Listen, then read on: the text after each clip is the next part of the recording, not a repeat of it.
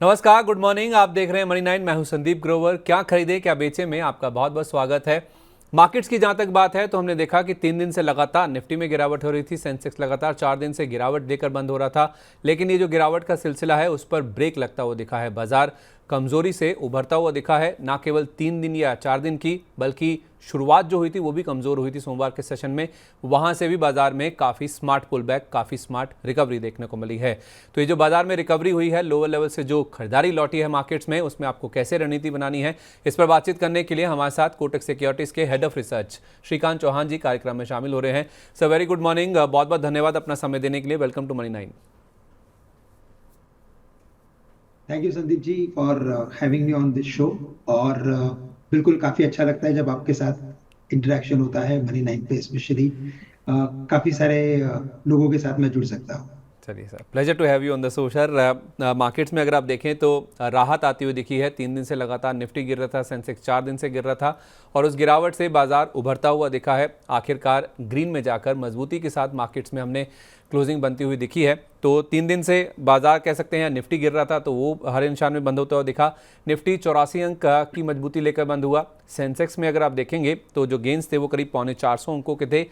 Bank Nifty देखिए, ये star performer था, करीब 550 अंकों की मजबूती के साथ हमने देखा सोमवार के सेशन में यहां क्लोजिंग देखने को मिली है। निफ्टी 24,900 का जो लेवल है उसको कॉन्कर करने में कामयाब हुआ। दिन के दौरान तो हमने 24,950 का लेवल भी पार किया था, लेकिन क्लोजिंग के लिहाज से 24,900 के ऊपर हम जाकर बंद होते हुए नजर आए हैं। दिन के दौरान तो हम 24,750 के आसपास तक फिसल गए थे और लोअर लेवल से अगर आप देखेंगे निफ्टी में ऑलमोस्ट 200 अंकों के आसपास की रिकवरी भी हमने बनती हुई दिखी है। इसी तरह बाकी इंडाइसेस की बात करें, चाहे आप सेंसेक्स की बात करें या फिर बैंक निफ्टी की बात करें, बैंक निफ्टी तो 750 अंकों के आसपास की रिकवरी लेकर बंद होता हुआ दिखा।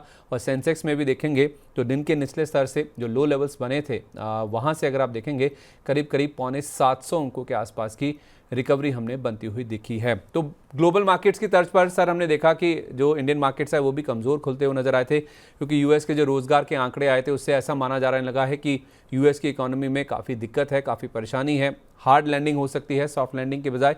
और जापान के भी जो जीडीपी ग्रोथ के नंबर्स आए थे उसके ऊपर भी मार्केट थोड़ा सा नर्वस होते हुए दिखे, क्योंकि एक समय जापान का जो इंडेक्स है निके वो भी 3% के आसपास लुढ़क गया था। लेकिन चूंकि ये ग्लोबल फिनोमिना है, हमारे देश में ऐसी ग्रोथ को लेकर या इकोनॉमी को लेकर कोई दिक्कत नहीं है, तो लोअर लेवल से स्मार्ट पुल बैक भी देखने को मिला है। तो इसी पे ज़्यादा फोकस करते हुए सर, अब निफ्टी पर आप क्या लेवल्स देख रहे हैं सर? ये जो फेड बैठक है उसकी वॉलिटिलिटी तो बाजार में रहेगी जब तक ये फैसला नहीं आ जाता। किन लेवल्स को हमें ध्यान में लेकर चलना है? बिल्कुल, तो देखिए निफ्टी के लिए जो सबसे इम्पोर्टेंट और क्रूशल कोई अगर लेवल है तो मुझे लगता है कि वो है 25,000 का लेवल। और ये एक साइकोलॉजिकल लेवल है। साथ ही साथ यहाँ पे अगर आप देखें तो कई सारा ओपन इंटरेस्ट की जो पोजीशन होती है, वो ओपन इंटरेस्ट यहाँ पे अभी भी खड़ा है। और इस ओपन इंटरेस्ट को जब तक काफी कॉन्फिडेंटली निफ्टी क्रॉस नहीं करता, एब्जॉर्ब नहीं करता, तब तक हमें लगता है कि मार्केट एक रेंज के अंदर हमें ट्रेड करते हुए नजर आएगा। पर अगर मार्केट के ओवरऑल ट्रेंड की अगर बात करें तो जो medium to long term trend है वो काफी सकारात्मक है, काफी स्ट्रॉन्ग ट्रेंड है। और ये जो अभी चल रहा है वो एक करेक्शन है इस पर्टिकुलर मार्केट में। जो हमने एक रैली देखी थी बड़ी, 24,000 से लगातार बढ़ते हुए जो मार्केट 25,300 350 के करीब गया था, उसी का ये करेक्शन है। तो ये करेक्टिव फेज है और करेक्टिव फेज मुझे लगता है कि एक्सटेंड हो सकता है अगर मार्केट 25,000 के लेवल्स को क्रॉस करने में विफल रहा तो 25,000 काफी इंपॉर्टेंट लेवल है। चलिए, तो 25,000 बहुत इंपॉर्टेंट लेवल है, इसको आप जरूर ध्यान में रख के चलिए। 16-17 तारीख को फेड की बैठक होने वाली, जिसमें अब इस चीज़ को लेके कंसर्न नहीं है कि रेट कट होगा या नहीं होगा। कितना रेट कट होगा, क्या वो 25 बेसिस पॉइंट होगा या आधा % का होगा, मार्केट ये जानना चाहता है। और इसी के ऊपर पूरा दारोमदार है ग्लोबल मार्केट्स का, खासतौर पर यूएस मार्केट का। उसका रिफ्लेक्शन फिर हमें 18 सितंबर को इंडियन मार्केट्स में भी आता हुआ दिखेगा। और तब तक 25,000 का लेवल बहुत इंपॉर्टेंट है, जैसा हमें श्रीकांत जी बता भी रहे हैं। सर, बैंक निफ्टी हमने देखा कल का स्टार परफॉर्मर था। ज़्यादा मजबूती हमने निफ्टी के बनस्पत बैंक निफ्टी में आती हुई दिखी और यहाँ पे जो 51,000 का की साइकोलॉजिकल लेवल है इसके ऊपर हमने बैंक निफ्टी में क्लोजिंग होती हुई दिखी है। दिन के दौरान जरूर हमने देखा था 50,400 के भी नीचे हम फिसल गए थे, लेकिन 750 अंकों की रिकवरी बैंक निफ्टी में होती हुई दिखी और उसमें भी जो निजी बैंक है, चाहे वो ICICI हुआ, AU स्मॉल फाइनेंस हुआ, कोटक हुआ, एक्सिस बैंक हुआ, इनके ही ज़्यादा अगर आप देखें तो कंट्रीब्यूशन आता हुआ दिखा है। तो बैंक निफ्टी को आप कैसे रीड कर रहे हैं सर? ये जो 51,000 के ऊपर हम बंद हुए हैं, अब कौन से नए लेवल्स नजर आ रहे हैं? तो देखिए बिल्कुल यहाँ पे हमने काफी एक interesting reversal formation bank Nifty में देखा है। नो डाउट कि आज फॉर्मेशन बना हुआ है, उस फॉर्मेशन के हाईएस्ट पॉइंट के ऊपर कल मार्केट यानी कि बैंक निफ्टी का सस्टेन होना उतना ही जरूरी है। बट मैं कहूंगा कि ये काफी अनएक्सपेक्टेड था कि इस तरह से बैंक निफ्टी चले। अगर आप देखें तो इस पूरे पिछले 25-30 दिन के ट्रेंड को देखें तो बैंक निफ्टी में ऐसा ट्रेंड बना था कि वो 50,900 के ऊपर टिक नहीं रहा। उसके बाद जब 50,900 के ऊपर गया तो उसके नीचे नहीं आ रहा था, लेकिन शुक्रवार के दिन हमने एक बड़ा सेल ऑफ मार्केट में देखा और उसका सबसे बड़ा रीजन यही था कि यूएस में एग्जैक्टली कैसे जॉब्स रिलेटेड नंबर्स आते हैं और उसी के ऊपर पूरा ट्रेंड डिसाइड हो रहा था। तो वहां पे कुछ लॉन्ग की पोजीशंस मुझे लगता है कि काफी कम हुई, कुछ शॉर्ट पोजीशंस भी क्रिएट हुई और आज का दिन का मार्केट का ट्रेंड ऐसा रहा है कि इसने वापस 50,900 के ऊपर बैंक निफ्टी को लाके रख दिया है। तो मुझे लगता है कि काफी इंटरेस्टिंग फॉर्मेशन है, लेकिन यस मैं ये भी कहूंगा कि बैंक निफ्टी में 51,500 के करीब काफी बड़ा एक ओपन इंटरेस्ट का पोजीशन बना हुआ है। तो उस पोजीशन को अगर बैंक निफ्टी क्रॉस करता है तो फिर मुझे लगता है बड़ी शॉर्ट कवरिंग बनेगी जो बैंक निफ्टी को 52,500 तक लेके जा सकती है। तो एक काफी इंटरेस्टिंग फॉर्मेशन है, लेकिन कल के दिन में 51,500 के लेवल्स को कल या तो आने वाले कुछ दिनों में 51,500 के लेवल्स को क्रॉस करना काफी जरूरी रहेगा।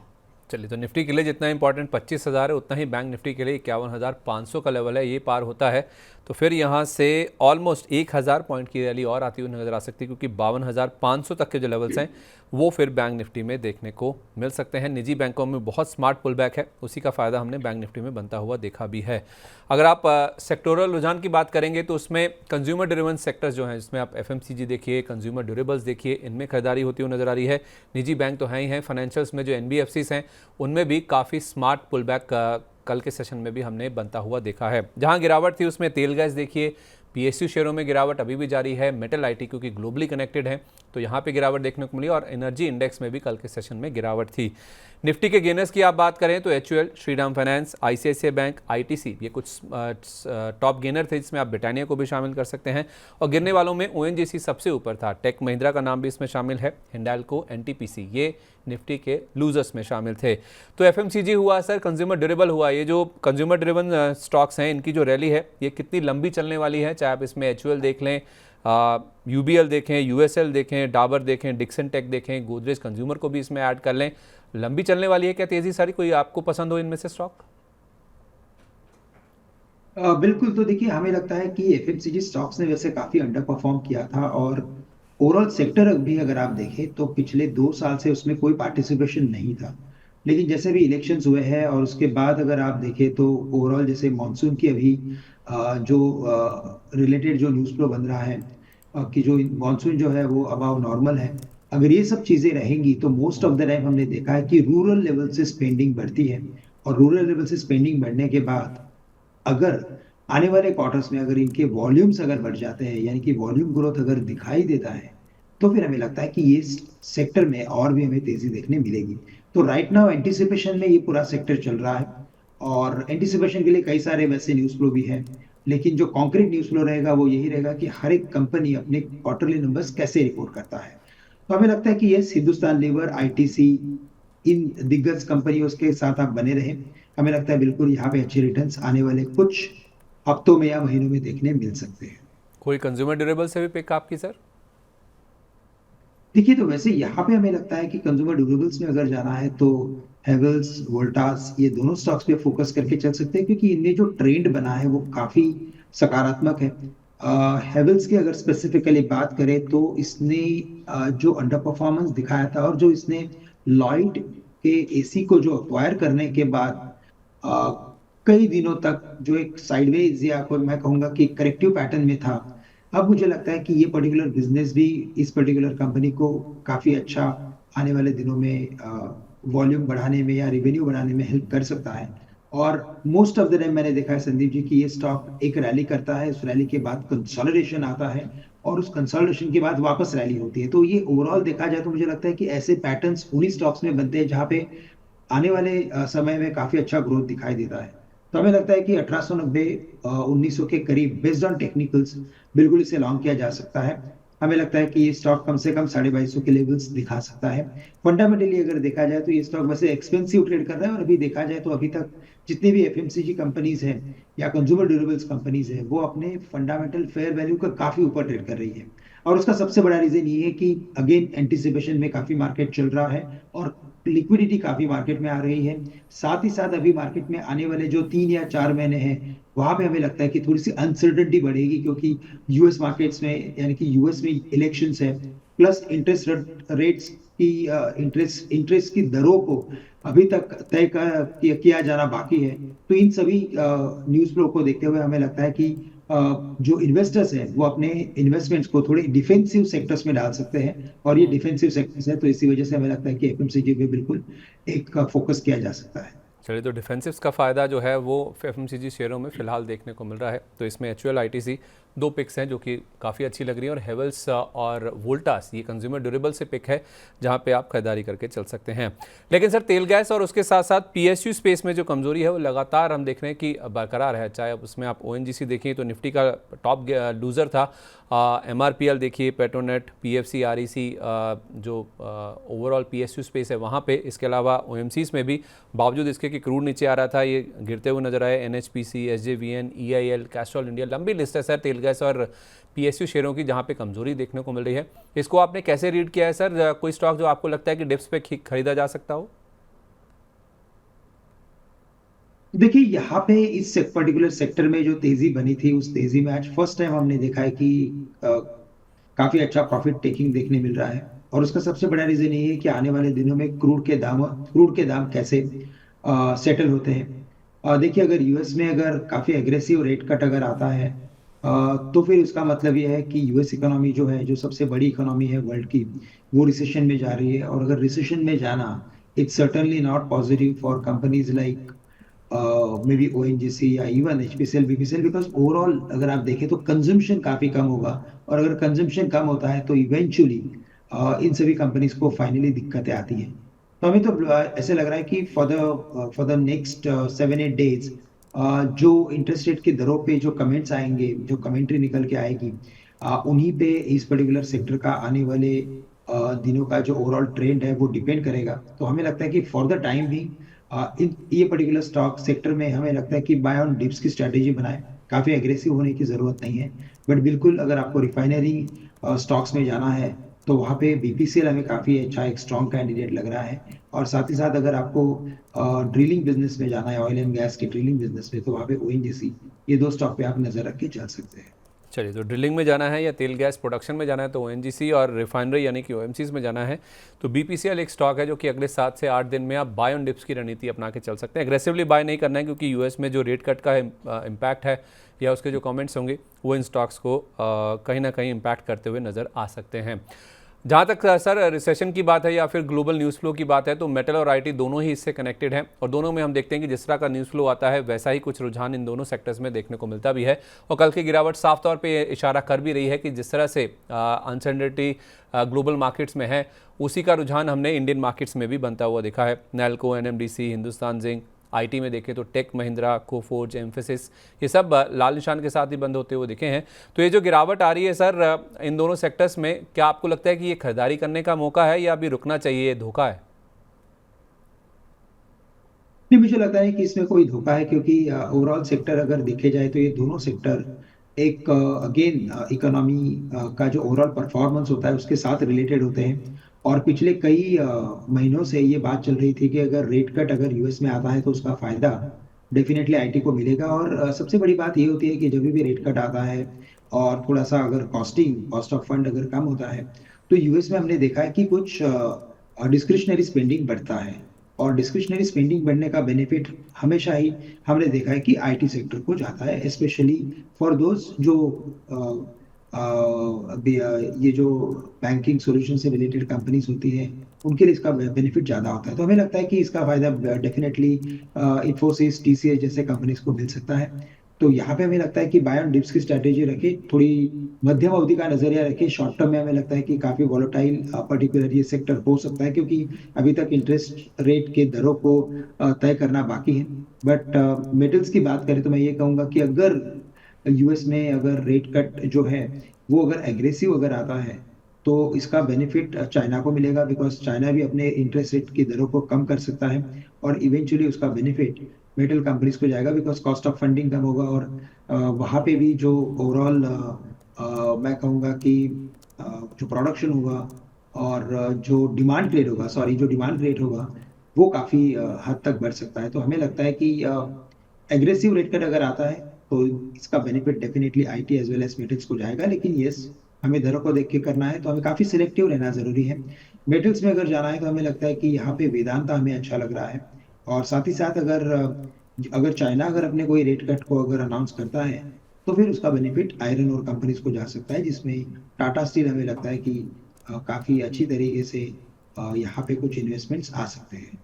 चलिए, तो वेदांता और टाटा स्टील ये हो गए मेटल पैक से, और जहाँ तक आईटी की बात है तो इन्फोसिस, टीसीएस, इनमें मीडियम टू लॉन्ग टर्म का नज़रिया आप रखिए, शॉर्ट टर्म का नज़रिया मत रखिए। वॉलेटिलिटी यहाँ पे देखने को मिल सकती है, लेकिन रेट कट हुआ तो उसका फ़ायदा मीडियम टू लॉन्ग टर्म में इन कंपनीज़ को ज़रूर आता हुआ दिखेगा। लेकिन सिलेक्टिव रहने की ज़रूरत है, और सिलेक्टिव रहने की ज़रूरत है ये हमें एडवांस डिक्लाइन से भी पता चल रहा है, क्योंकि एडवांस डिक्लाइन अगर आप देखेंगे एनएसई पर जितने शेयर चढ़कर बंद हुए उससे ज़्यादा गिरकर बंद हुए। 947 शेयर चढ़कर बंद हुए, लेकिन 1600 शेयर ऐसे थे जहाँ पे हमने गिरावट के साथ क्लोजिंग होती हुई देखी। तो जो बुल्स का पड़ रहा है वो थोड़ा सा हल्का था, और जो बियर्स हैं यानी कि जो मंदड़ी हैं वो ज़्यादा हावी होते हुए नजर आए। और उसका रिफ्लेक्शन आप देख भी सकते हैं कि मिड कैप इंडेक्स कल के सेशन में 155 अंक गिर के बंद हुआ, और स्मॉल कैप इंडेक्स में करीब 450 अंकों के आसपास की गिरावट आई। नो डाउट ये दोनों इंडेक्स भी लोअर लेवल से रिकवर होकर बंद हुए। स्मॉल कैप इंडेक्स में 600 अंकों के आसपास की, और मिड कैप इंडेक्स में करीब 550 अंकों के आसपास की रिकवरी आई। लेकिन जो क्लोजिंग हुई है वो लाल निशान के साथ ही देखने को मिली है। तो एडवांस डिक्लाइन कह लीजिए या फिर जो ब्रॉडर मार्केट है उनमें प्रेशर देखने को मिला था। बाजार जरूर रिकवर हुआ, लेकिन छोटे मझोले शेयरों में हमने लाल निशान के साथ ही क्लोजिंग ज़्यादा होती हुई दिखी। लेकिन कुछ आउट परफॉर्मर भी थे। दीप इंडस्ट्रीज फॉर एग्जांपल अगर आप देखें, इसको एक ऑर्डर मिला था, स्टॉक 20% के ऊपरी सर्किट पर जाके बंद हुआ। CL Educate, Gulf Petro, Greaves Cotton, इसमें तो शायद ईथर एनर्जी का आईपीओ आ रहा है, उसका डीआरएसपी फाइल हुआ, उसका भी फायदा देखने को मिल रहा है। तो कुछ स्टॉक ऐसे हैं, कुछ पॉकेट्स अभी भी ऐसी हैं sir mid cap small cap में, जहाँ पे अभी भी मार्केट में आउट परफॉर्मेंस देखने को मिल रहा है। तो क्या इन्हीं स्टॉक्स के साथ रहना चाहिए जो आउट परफॉर्मर्स हैं, या फिर आपको लगता है कि मिड कैप स्मॉल कैप में अभी भी कुछ ऐसे स्टॉक्स हैं जिनके वैल्यूएशन अच्छे हैं, जिनमें अभी भी वैल्यू बाइंग की जा सकती हो? तो देखिए कैसा है ना कि मिड कैप और स्मॉल कैप में अगर आप देखें तो 90-95% स्टॉक्स काफी एक्सपेंसिवली ट्रेड कर रहे हैं। और इनमें कई सारे कंपनीज में काफी जो ओवरऑल हमें परफॉर्मेंस देखने मिल रहा है वो बेस्ड ऑन देयर थीम्स। तो जहाँ पे कंपनीज के कुछ काफी लाइक जैसे कि डिफेंस सेक्टर है कि जहाँ पे ऑर्डर बुक्स काफी स्ट्रांग है लेकिन अभी एग्जीक्यूशन आना बाकी है। तो वैसे ही कई सारे मिड कैप में ऐसा कुछ ना कुछ टोन बना हुआ है। और इसी वजह से हमें लगता है कि यस, यहाँ पे जो आउट परफॉर्मेंस है आप उनके साथ रहिए।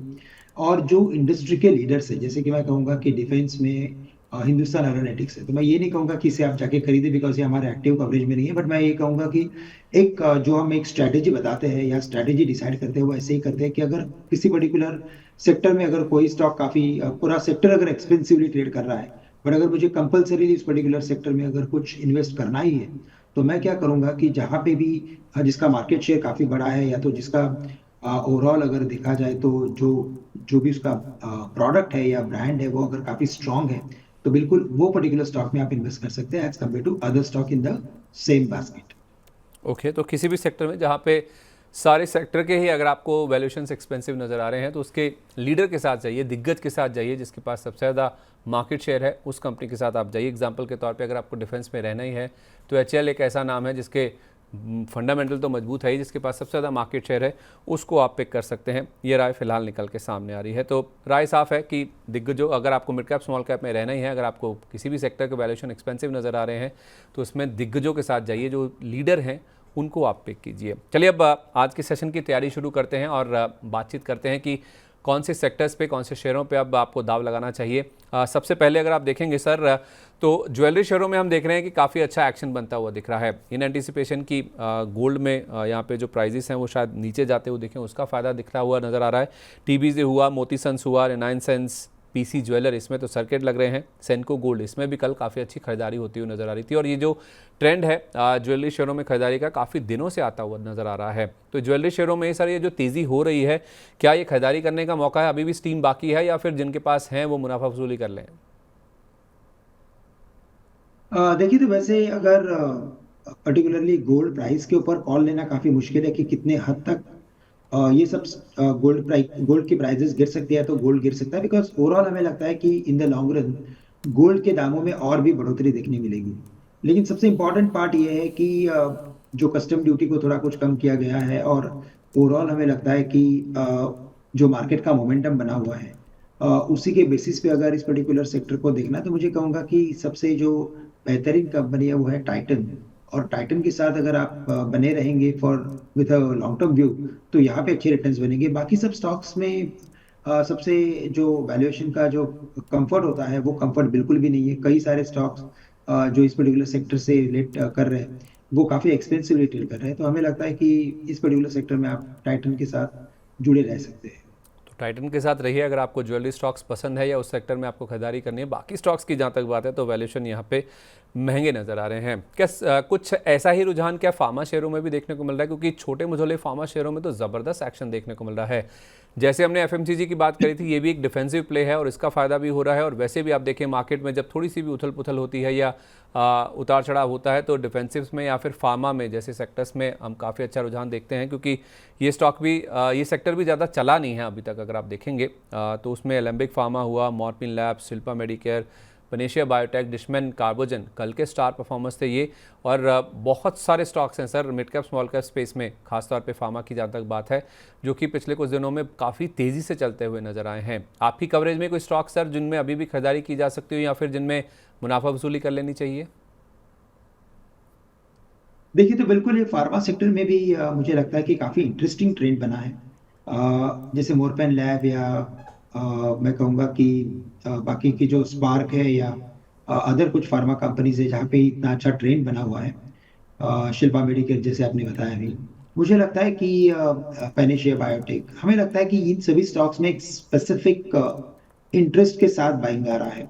अदरवाइज ये काफी मुश्किल होता है। तो आने वाले मुझे लगता है कि 2025-2026 में ये जो जितने भी छोटे बड़े वाले कंपनीज हैं, उनके कोई ना कोई किधर ना किधर प्रोडक्ट्स यूएस एफडीए में अप्रूव हो सकते हैं, और इसी वजह से इनमें तेजी बनी है। लेकिन ये काफी, मैं कहूंगा कि उतना ही रिस्की भी होता है। बिकॉज अगर इनमें इनकी जो फाइलिंग्स होती है, अगर उसमें अगर शायद अगर कोई भी अगर अप्रूवल्स नहीं आते हैं, तो फिर या रिजेक्ट होते हैं, तो फिर वहां पे हमें बड़ा, उतना ही बड़ा करेक्शन देखने भी मिलता है।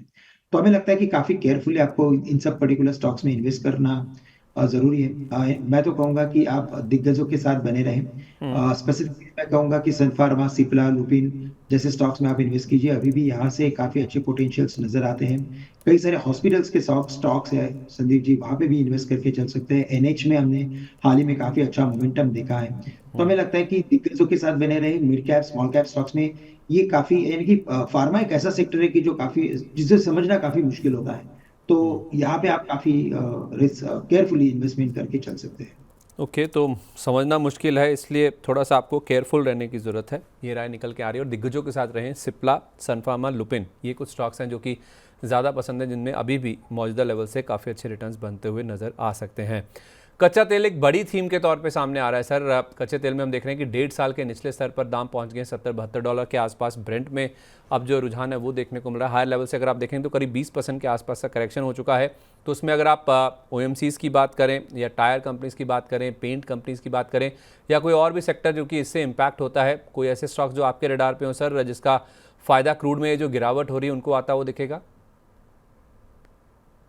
बिल्कुल, तो देखिए ये पर्टिकुलर जो क्रूड के दामों में गिरावट आई है, और जैसे कि लग रहा है कि शायद यूएस की जो इकोनॉमी है वो आने वाले 4-6 महीने में शायद रिसेशनरी ट्रेंड दिखा सकती है। ये एंटिसिपेशन एक्सपेक्टेशंस है। कोई अभी तक फाइनल फॉर्मूला इसमें बना नहीं है। लेकिन मैं कहूंगा कि normally market discounts lot of things well in advance. तो उसी वजह से कुछ एक सेक्टर्स में हम अच्छी खासी तेजी देख सकते हैं। जैसे आपने कहा कि टायर स्टॉक्स में भी शायद इसमें तेजी बन सकती है, लेकिन मैं कहूंगा कि अगर स्पेसिफिकली अगर ध्यान देना है तो आपका जो फोकस होना चाहिए वो एफएमसीजी के साथ साथ मैं कहूंगा कि सीमेंट कंपनीज के ऊपर भी फोकस कर सकते हैं, क्योंकि ये जो पर्टिकुलर सेक्टर होता है वो डिस्ट्रीब्यूशन से काफी जुड़ा होता है और डिस्ट्रीब्यूशन कॉस्ट काफी हाई होता है। और इसी वजह से भी हमने एफएमसीजी कंपनीज में जैसे कि हिंदुस्तान लीवर, आईटीसी में अच्छी तेजी देखी, क्योंकि उनका डिस्ट्रीब्यूशन कॉस्ट काफी कम हो जाएगा। सीमेंट कंपनीज में भी एसीसी, अंबुजा, अल्ट्राटेक जैसे स्टॉक्स है कि जहाँ पे मोमेंटम बन सकता है। और पेंट इंडस्ट्री जो कि इतने सालों से दबी हुई थी, उसमें भी काफी सारा एक कॉस्ट कम करने का एक बेनिफिट आ सकता है। तो हमें लगता है कि ये पेंट इंडस्ट्री में अगर आपको फोकस करना है तो मैं कहूंगा कि कांसाई नेरोलैक पे फोकस करके चले, यहाँ पे मोमेंटम बन सकता है। साथ ही साथ मैं कहूंगा कि अगर सीमेंट इंडस्ट्री में जाना है तो वहाँ पे अल्ट्राटेक के साथ साथ मैं कहूंगा कि जेके सीमेंट में भी अच्छा मोमेंटम बन सकता है। और अगर मैं कहूंगा एफएमसीजी में जाना है तो जैसे मैंने कहा कि आईटीसी और हिंदुस्तान लीवर ये प्रोमिनेंट प्लेयर रहेंगे। ठीक है, तो कच्चे तेल में जहाँ तक गिरावट की बात है, उसका जो फ़ायदा है पेंट सेक्टर में कांसाई नेरोलैक को मिल सकता है सबसे ज़्यादा, अल्ट्राटेक सीमेंट और जेके सीमेंट सीमेंट पैक से। और एफएमसीजी में तो पहले हमने बात करी है, आईटीसी, एचयूएल, ये दोनों स्टॉक्स हैं जिनको आप एफएमसीजी पैक से पिक करके चल सकते हैं। केमिकल शेयरों में भी हमने देखा है कि सर काफ़ी अच्छी एक्टिविटी अब बनना शुरू हो गई है, चाहे ये क्रूड का इम्पैक्ट है या फिर चाइना से जो डंपिंग हो रही थी या फिर चाइना से जो एक्सेसिव सप्लाई थी वो ख़त्म हो गई है, ऐसे कुछ इंडिकेशंस आ रहे हैं। तो उसमें अगर आप देखें तो इंडो अमीन्स हुआ, डीसीडब्ल्यू हुआ, गुजरात एल्कलीज, गुजरात फ्लोरो, लक्ष्मी ऑर्गेनिक, काफ़ी सारे स्टॉक हैं। इसमें जुबिलेंट इंग्रीविया को भी आप शामिल कर सकते हैं जो कि काफ़ी अच्छा परफॉर्म करते हुए नज़र आ रहे हैं पिछले कुछ दिनों की जहाँ तक बात है। और मार्केट की जो कमज़ोरी है उसका भी ज़्यादा असर इनके ऊपर नहीं देखने को मिला है। तो क्या केमिकल को भी इसमें शामिल कर सकते हैं सर? ये जो क्रूड की गिरावट आ रही है, कोई स्टॉक जो आपको पसंद हो सर?